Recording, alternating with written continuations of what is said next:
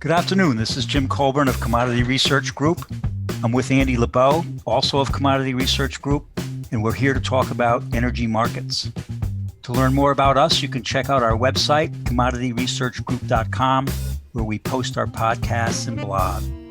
We would like to thank our friends at EKT Interactive Oil and Gas Training for hosting this podcast. Check out their newsletters, podcasts, and learning modules at ektinteractive.com. This podcast should be construed as market commentary, merely observing economic, political, and market conditions, and is not intended to refer to or endorse any particular trading system, strategy, or recommendation. We are not responsible for trading decisions taken by anyone.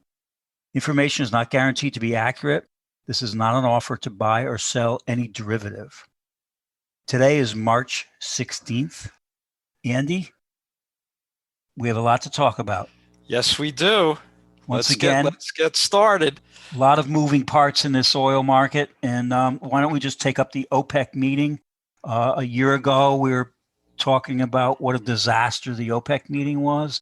They've got their act together, and the Saudis just keep coming out with surprises. So why don't you give us your take on what happened and what they're looking at? Okay, the last OPEC meeting, similar to the one in January, surprised the market. Many analysts, including, I must say, myself, expected that OPEC Plus would increase production by about 500,000 barrels a day. And the only question was whether or not the Saudis were going to bring on their last unilateral price cut, which they made in January of 1 million barrels a day.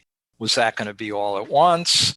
Was it going to be over 3 months? How are they going to bring those barrels back onto the market? Because we all figured, okay, prices are relatively high here, and the Saudis are probably not. They don't want to lose all that much market share. However, what they chose was a different strategy, Jim. They chose to follow, in retrospect, a higher price strategy. They didn't bring on any of the barrels of their 1 million barrels a day, and they gave slight increases to Russia and Kazakhstan, and the market reacted right away because it was genuinely surprised. Brent getting up over $70 and WTI into the 66, 67 range. So it was a surprising meeting. I think the Saudis came out of it saying that you won't know what we'll be doing, which I guess Jim, you alluded to from last year.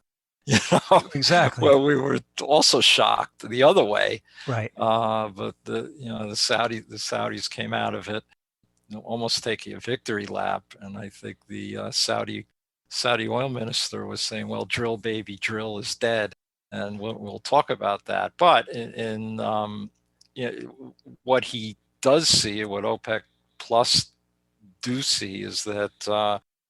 One, U.S. production was just hurt by the big freeze, but two, for now, U.S. producers have had been pretty disciplined on their drilling programs, which has certainly helped OPEC on their OPEC Plus on their the decision matrix.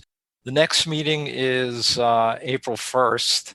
And quite frankly, I think I certainly await to see what their next move is.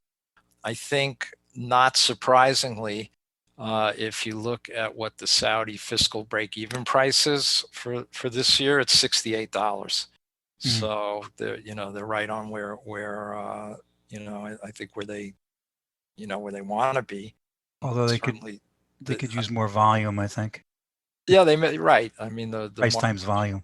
Market share is definitely an issue for them, but obviously so is the price, and they are cognizant. They don't want prices too high to bring out competition from other producers. But I think they're satisfied, as are some of their Persian Gulf brethren, with these prices. Actually, probably all the producers are satisfied with this price for now, and we'll see what we'll see what April brings.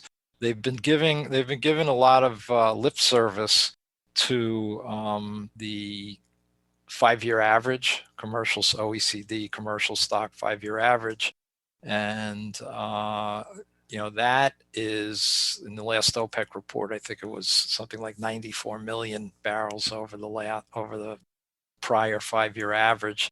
So it is, they won't get there at the end of March, which leads me to believe for this April meeting, they may dribble barrels out, but I don't think that much. It looks to me like we'll get to that 5-year average probably in May. So, that may be one of the decision matrices that they use or this data points that they use to increase production. But, they've done a really remarkable job, surprising job in maintaining discipline within the group and bringing prices from, last year WTI was negative by $40 at one point, and Brent was in the teens, and now they're in the 60s, and we're in the 60s, and we got over 70. Did that really happen, Andy? That it went minus 40? Yeah, it is hard to believe. Right. We look back and you just can't believe it. But it happened, Yeah, I get one of my favorite. There was an economist that got on TV and said something like, "They're paying you $40 to store oil," and you could tell he hasn't been in the oil markets because, like you said, January was still like $20. So he said, "No, they're paying you $60 to store oil." Right. Yeah, it was crazy. The EIA has the Saudis up 1 million barrels in May, so they kind of, they had to pull it out of April. So they have 25.3 for OPEC production in April. Right, which is what we have. Which is like minus 1.6 from last month's short-term energy outlook. Right. And so now they have +1 in May, like you said. So I guess they're agreeing with you that these guys are figuring May's a time where they can come back. So, but let's back up a little bit. But Chip, the key is, are they going to bring it, are they going to bring all million back, or are they going to, is it going to be 300? Is it going to be 0? I think they will increase in May. Yeah. But, again, the key is, what the volume is. Right. I mean, it's we'll get into the demand response in just a second. But as far as the OPEC, this month, is this going to be a monthly meeting now? Or, now that we've all figured out Zoom and you don't have to be in person, and they're going to do technical meetings once a month? How's that going to work going forward? Well, so it's scheduled to be monthly. Right. They may prove that may prove to be a little unwieldy, and they do it, by every other month. But it is scheduled to be monthly, and that they have to eventually, they have to figure out how to unwind this, unwind this deal. Right. There's 6 to 7 million barrels a day of spare capacity within OPEC, and then Iran has a 1.5 million to 2 million barrels a day of spare capacity. Iran is an OPEC producer, of course, but so you figure a total of like 7.5, 8 million barrels a day of spare capacity in the group. And that's that supply that's chomping at the bit to come out. Well, certainly at $70, it's a heck of a lot better than teens. Yeah. When it was coming out, though. I mean, that's why we got to the teens. Exactly. Because it was coming out in gushers. So, Andy, Iran has been selling oil to China? Right. Yeah, the Iranian exports to China have probably picked up, and that is although their production numbers are steady, So that's either coming out of storage or it's being allocated from their own consumption. But that's those are generally third party sales. When their tankers leave port, they turn off their transponders so it can't be identified, and then it goes into whether it goes somewhere else, it goes to other third parties, some other storage, and it is then shipped to China. But China has increased their purchases of Iranian crude, and that is perhaps a foreshadowing of what we're going to see later this year, when and if sanctions are lifted. So what is the U.S. response in terms of not politics, but oil producers? What are they no longer in the drill baby drill mode, or what do you think? Again, Jim, I think, as we know, that's the price. That's a price decision. But certainly on this rally, one would think that we're seeing more hedging activity in the back of the curve, and that will inevitably bring on more barrels. Certainly more U.S. crude production. Certainly, as prices move higher, if they move higher, then more, there'll be more hedging, and certainly there'll be more production to come out. Now, the EIA they made a huge benchmark revision for 2022. They said U.S. crude production was going to be up by 1 million barrels a day. What was the last one, Jim? Was that up 500,000 barrels? Yeah, the revision is up 500,000 from last month. Yeah, that's major. That's a big time number. It's a big revision. And that's due to higher prices. Yeah. And let's not forget that these E&P companies, the P part is production. So it isn't like they're, even though they have done a decent job on discipline, and they are talking about returning value to the shareholders, which they have not done over the last 10 years or so, or it's been sporadic.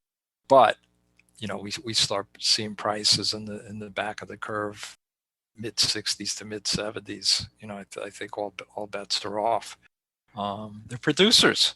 That's part of their business. That's part of their business model.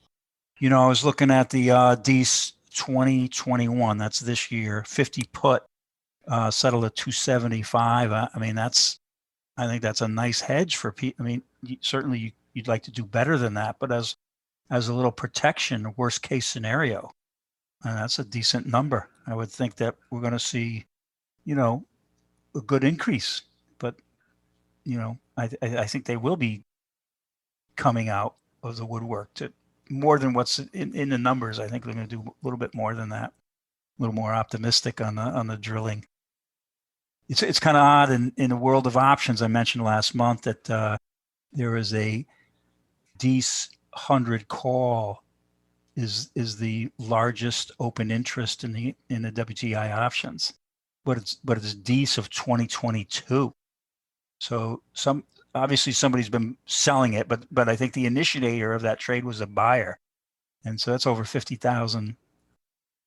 It's up to 60,000 contracts on the 100 call, and the 98 call in December 2022 was up to 29,000. So those are two of the biggest open interest strikes on the whole board, and it's kind of odd to see, and I just who knows? Anything can happen, but I'm right. saying. I mean, I think both of us, over our long and checkered careers, we've seen everything. Yeah. If you were to say to me, no way oil was going to be $100 in these 2022, I'd immediately call BS on you. Right. And you'd say the same thing to me. Yeah. If I said, "Oh, that's no chance." Right. Right. Yeah. Certainly it's got a chance. Right. So it's just like the all these monthly reports that come out trying to forecast, and like the EIA we mentioned, their revision, up 500,000 barrels due to the high price. Well, when you see the high price and then you see the revision, it sends the price lower. Right. Right. So I mean, it should. I mean, but it's the EIA and the IEA and OPEC, once they put out their publications. Obviously, there's other groups out there doing similar stuff. All that gets into the market, and it's like new information. It's like the market the price will react to all that stuff. Right. So, interesting. So, what about the weather response? Let's just talk about the Texas weather in February. Shut down production and shut down refining. And I remember we had a conversation. You said that refining tends to come back slower than production, right? So right. that's That has been the case so far. Okay. Production is just about back. I mean, I think last week it was 10.9 million barrels a day, and refinery capacity has it's not come back all the way, although refiners have done a better job than what I thought they would do in getting capacity back in the U.S. Gulf Coast. I thought it wouldn't be till, and it's not all back, but much of it will be back, probably by the end of this week. And then I'm thinking by the end of March, much will, we may be back completely, but it has come back a little bit faster than what I thought. But Jim, this is the key thing. It did not come back anywhere near fast enough to prevent so far crude stocks have built over the last 2 weeks, they've built 35 million barrels, and light products gasoline has drawn 26 million over the last 2 weeks, and distillate has drawn 15 million over the last 2 weeks. So we have seen the response we thought we'd see. Although, in my numbers, I didn't have anything like a 35 million barrel build. I thought crude stocks would build 15 million, maybe 20, or that kind of draw in gasoline. So or distillate. We've lost a lot of supply for light products, and gasoline is looking really interesting. Stocks of gasoline are 18 million below the 5-year average, and we're heading right into the driving season. So right, which is the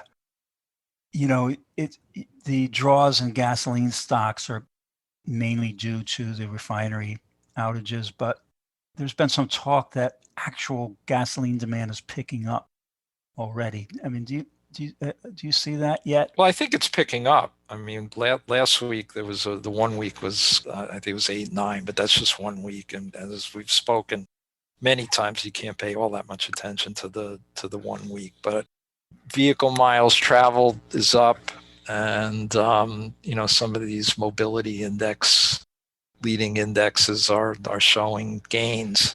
But if you look at the 4-year average. The 4-week average, we're still like 800,000 below the 5-year average. So it's, we're still lagging pretty badly. But yeah, I think gasoline demand is picking up.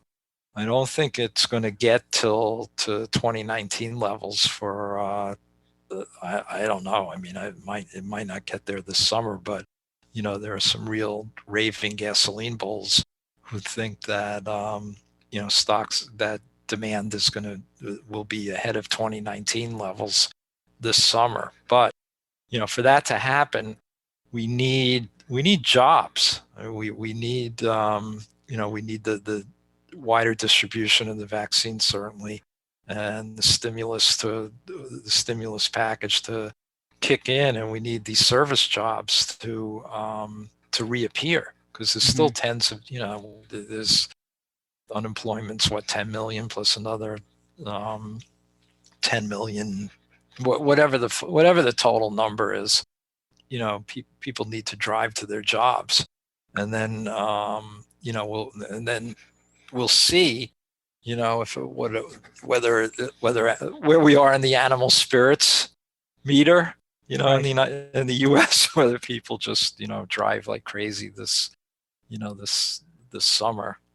We'll see that. But then, there's still the issues in Europe with the lockdowns now in Italy, and problems with vaccine distribution. So that, if there's surplus gasoline in Europe and a tightness here, that stuff comes here. It'll find its So, way. right. So that's a bearish factor to look at. Well, personally, anecdotally, I get my next shot, number 2, March 24th, and then I'm going to fill up the car with gas and head towards Mexico. And I live in New York, so You're driving to Mexico? no, I'm just thinking I'm going to be driving somewhere. I don't know where, but I'm going to get the hell out of here. Yeah. But international travel, there's still nowhere to go except maybe the UK. I mean, UK's doing well, Israel's doing well, Faroe Islands, Taiwan. I mean, there's a handful of places. I mean, Europe is still, they're going into lockdowns. It seems Italy. So I think it's gonna be more gasoline. I mean, you could fly a lot of places in the United States as well. Yeah, I think that's a good point, Jim. I think it's going to be gasoline. That we may, yeah, that we may just drive within the country. I mean, a lot of the borders are still closed. Right. And obviously, as closer that we get to the summer, and Europe is still struggling, that's going to hurt their tourist business from the U.S. I would suspect. Yeah, but it's there's a lot of cash in the hands of some people. A lot of people. A lot of people. Right? Yeah, savings rates are huge. Huge, right? Yeah. So people didn't travel last year, so they I guess they and they'll have stimulus money. So yeah, again, I guess that's the that's the animal spirits factor. So, but Jim, one other thing to add is that you look at, so we've got the supply, we have the freeze off supply. Refiners will be increasing crude runs to try to rebuild some of that gasoline supply as we head into May and June. They'll probably increase it more than what we had expected, which is definitely constructive for crude, and a little bit bearish for products. The cracks have gone straight up. The gasoline cracks, the April crack traded over $24 last week. So that is very attractive for refiners to start cranking it up once they get their plants up. We know what they can do when they get rolling. Right, we do know what they can. We do know what they can do. It's scary. Crush any rally in products. Right, crush any margin. Exactly, any margin. Right. So let's talk about inventory draws. The EIA was kind of, they're pretty matter of fact, but it sounded like very emotional when they were talking about what was going on in February in terms of stock draws. I mean, they're saying it's like the strongest draw since the post-pandemic. I mean, in terms of, I think they were talking about total supplies. Maybe it was. Maybe I'm looking at. I think it was total supplies. Anyway, what are you looking at for inventories going forward? We're still drawing now, right? Overall. Yeah, I mean, global inventories continue to draw. We probably, last year we built probably 900 to 1 billion barrels in the first half, and we drew our That's numbers per day. No, total. No, a billion. Sorry. Yeah, B. Yep. And then, second half, at least our numbers, we had about a 1.6 million barrel a draw average over the second half of the year. So we removed some of that surplus, and we're thinking that first quarter is going to be another 2 million, and second quarter again. That a lot of this is what OPEC Plus is going to provide, but conservatively, we think second quarter will be 1.5 million to 2. So by the end of second quarter, we will have eliminated that whole surplus. Right. Just as we might be going into a little demand pickup. Right, and then second half the demand should be picking up again, depending on a lot of factors.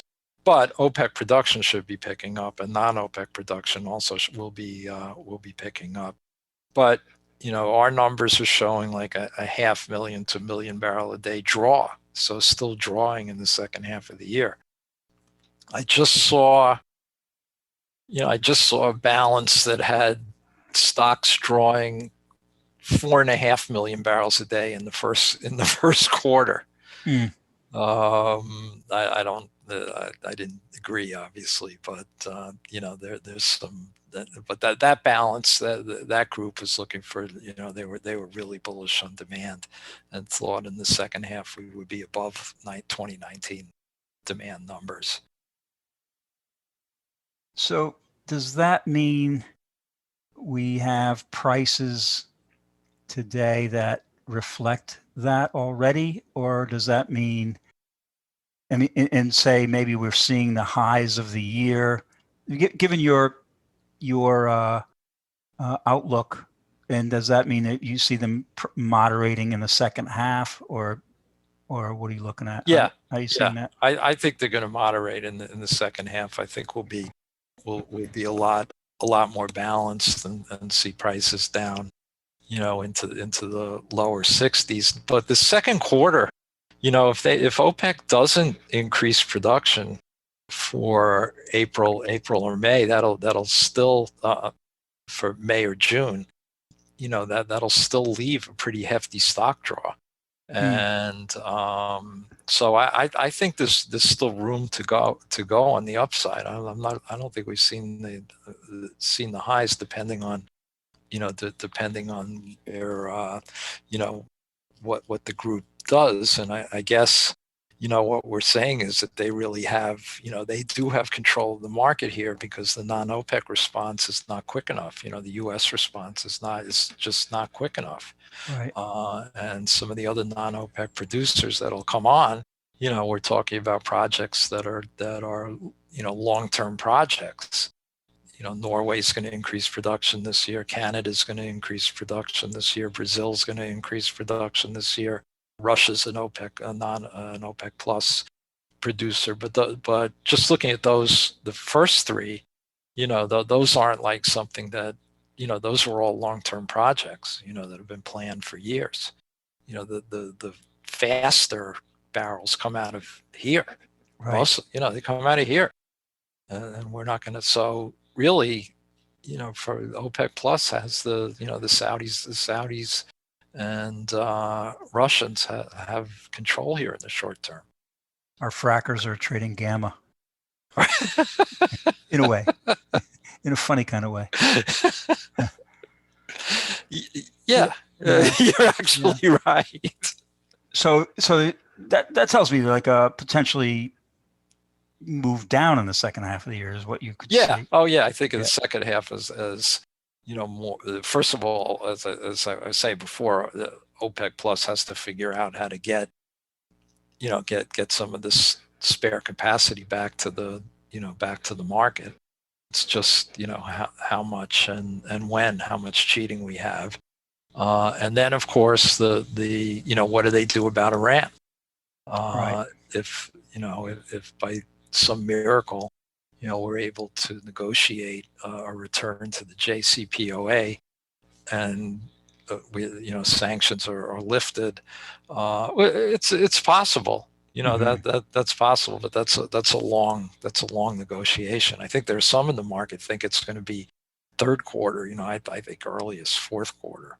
The elections in June, but so Iran has spare capacity. They've got to figure that out. That's a wild card for sure. That's a wild card. Libya's always a wild card. Right. So just kind of maybe start wrapping things up.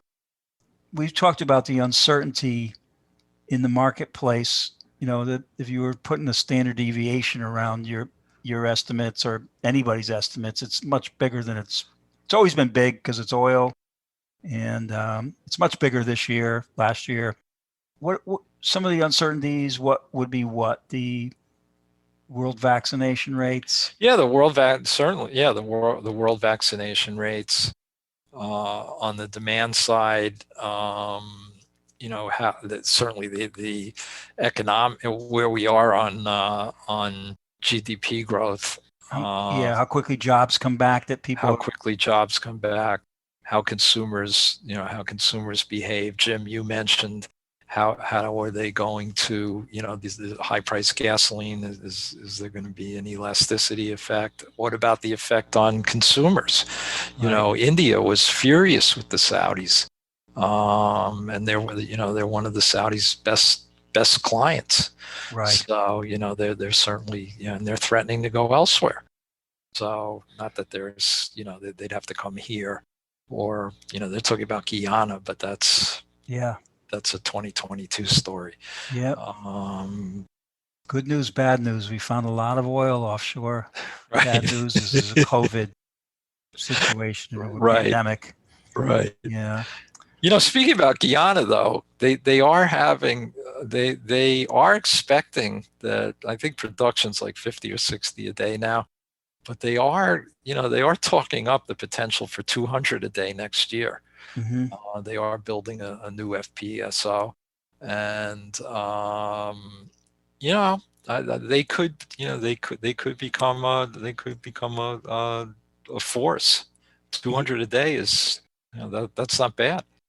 Yeah, that's it's interesting, this OPEC policy where they have to think about market share. Right now they're thinking about price because they feel like not going to lose much market share right now, but at some point, it's like what price is it where they get out of balance in terms of more oil coming in, demand waning. They're almost in a sweet spot right now, or Right. at least they see it as a sweet spot, and they're trying to maximize the price, and then maybe down the road, when they see more people coming in producing, that's when they start going a little crazy on the other side. Right. I don't know. Right. But, certainly you look at the Saudis, Jim, they're making these month-to-month calls. They used to talk about, 5, 10, 20-year plans, and now they're on, they really are the swing. They really have become the short-term swing. They're day traders, Andy. They've become day traders. Basically, if you look at where they used to be, yeah, and they give you this whole view about their asset in the ground, and how to protect it over 20 or 30 years. And now they're swinging monthly. It's yeah, it's if you go back to a long-term price chart, I think it's really hard to point out all the changes in OPEC policy on the market. It's almost like they're, the market is ahead of them, behind them, but it's almost, there's a lot of other things going on, I guess is what I'm saying. And sometimes they're reacting to the market, what's happened. It's not like they can always impose their will. Although in the last year, it looks like they, when they decided last year at this time to continue to produce, it definitely moved the market. And when they have been cutting, when they surprised the market, as you mentioned, price went up. But it's, long term, and it's a supply demand, the economy, all these other factors are in there. Oh, yeah, definitely. And they also got bailed out by global governments. All the stimulus that governments poured into the market. Yeah. Beyond their own production cutbacks. Could you imagine if there was none of these stimulus? The market would still be, clearly would obviously be much lower. Right. Okay, so we'll be looking for this. So it's, what is it, March now?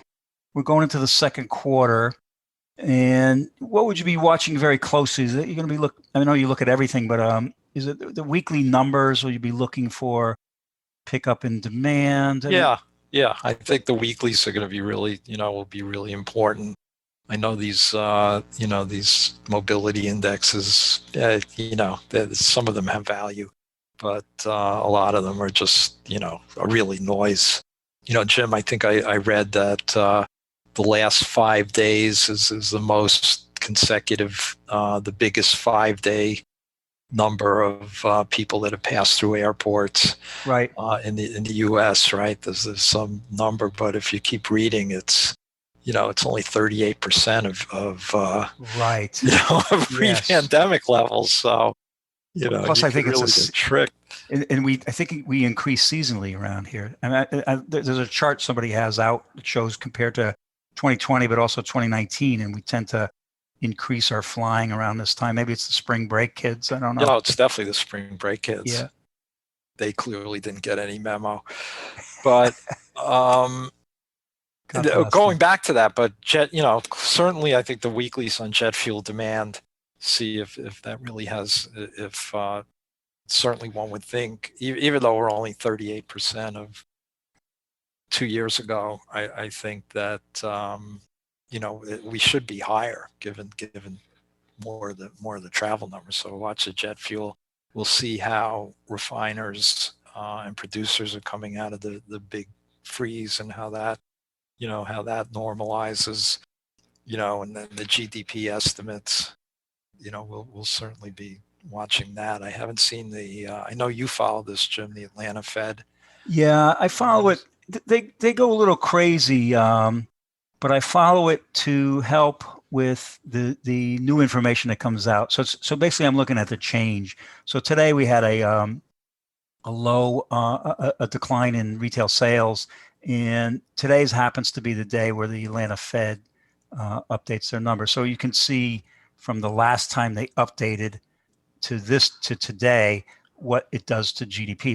It's been falling from I think they were close to 10%. Now I think they're like, I don't know, 8%, probably a little lower after today. And then there's a New York GDP nowcast that comes out once a week, and they're usually underplay.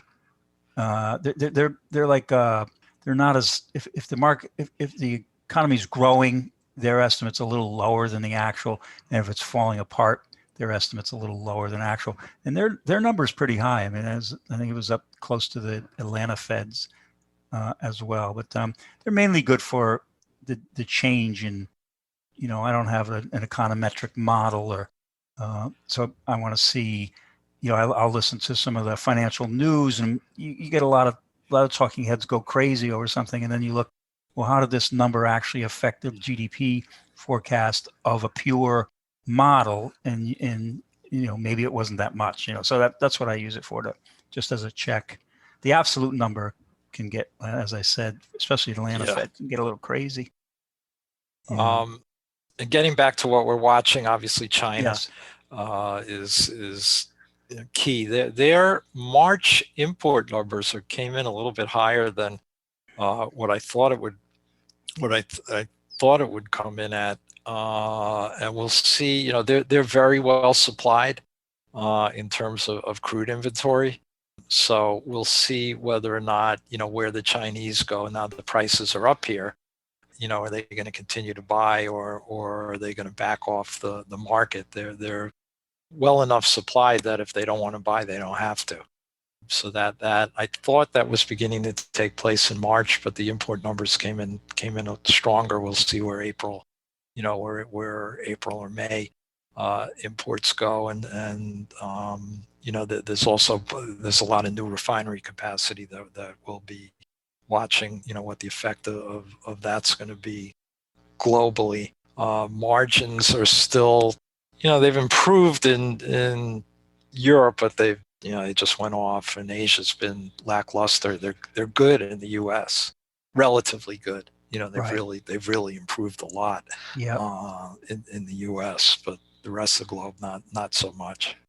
Yeah, it's with crude oil and the cracks, we seem to have a lot of excess capacity just itching to come on. So we'll see. We'll see. Again, that's how quickly we get these vaccines out there, and how much people fly or drive or do both. Right. Okay. Anything else? Do you want to talk about the EV story that was in the New York Times Magazine? No. That was actually what we've been talking about. Well, you've been talking about, Well, Andy, we've been for a talking long about time. that. Yeah. We've been saying it isn't like all of a sudden, you can wake up and the whole world is EV. Yeah. I think we've said there's 1.2 billion internal combustion engines still on the roads today in 2021. Are they all just going to disappear? No. Yeah. I mean, it's one of those things where the growth looks impressive, but it's just, as you've been saying all along, the number is really low. And they also, sort of made an argument that the turnover is going to be slow because the cars they make today, people hold on to them longer. So Right. They're better built. and you're, Right. and yeah, and there's still gas guzzling, not gas guzzling, but gas using cars that are being sold in a big number today. And those, it's not going to be maybe 10 years from now, you're still going to have, like you said. But I'm just saying it's funny to see them. Right. Finally, somebody woke up. Somebody noticed that in the right. Times. In a green world. Yeah. Yeah. Well, I mean, we're heading that direction, but yeah, we're definitely heading in that direction, but it's not going to happen all at once. I mean, we're clearly in the, this energy transition is going to take place, but it's going to be, decades before we get there. And I think, a lot of the market has just written off petroleum. And I think petroleum is going to be an important factor, for many years to come. yeah, I think whenever I run into my last and final expiration, there'll still be crude oil trading. There'll still be crude oil trading, and there'll still be, there will be. I mean, we may not be using quite as much, or maybe we'll be using more. Well, our last pod, we have to figure out at what point on the way down do we stop doing monthly podcasts? Like, do we say we're gonna keep doing these till the last barrel? Okay, Andy, production was 1. Where's it going? Well, you've been covering this market a lot longer than me, but I'm catching up. You're definitely catching up. I think. Yeah, that's a good point. I don't think. Production's 1. All right. All right. We'll say next tick is 0, but it's really 2, and it just rallies from there. One final thought. Anything? Yep. My let's see. What would be my one final thought on this second quarter? Well, one thing we also did not talk about, Jim, is diesel demand globally has been pretty solid. Right. And I think the wild cards are gasoline demand still. Is that going to improve globally, not only here in the U.S., but diesel demand's been pretty solid, and petrochemical demand has really been good. So they may be carrying a lot of the load going forward, and gasoline demand certainly is going to improve. Yeah, along with my long cross-country trip in a car, I'm going to stop at a mall. I want to buy some stuff because there's the whole streets covered with trucks from Amazon. So I'm gonna use gasoline, and I'll tell you before I do that. I'll tell you so you can put on a gasoline to diesel spread. The Widowmaker. The Widowmaker. Great, thanks, Andy. All right, we'll catch you next month. What else, Andy? Oh yeah. Yeah. If you wanna reach us, again, our website is Commodity Research Group. You could reach me at Lebow, ALEBOW Alebow at commodityresearchgroup.com. And I put some articles of interest. Basically, if you're into markets, a lot of times it's on oil, but it's other things as well.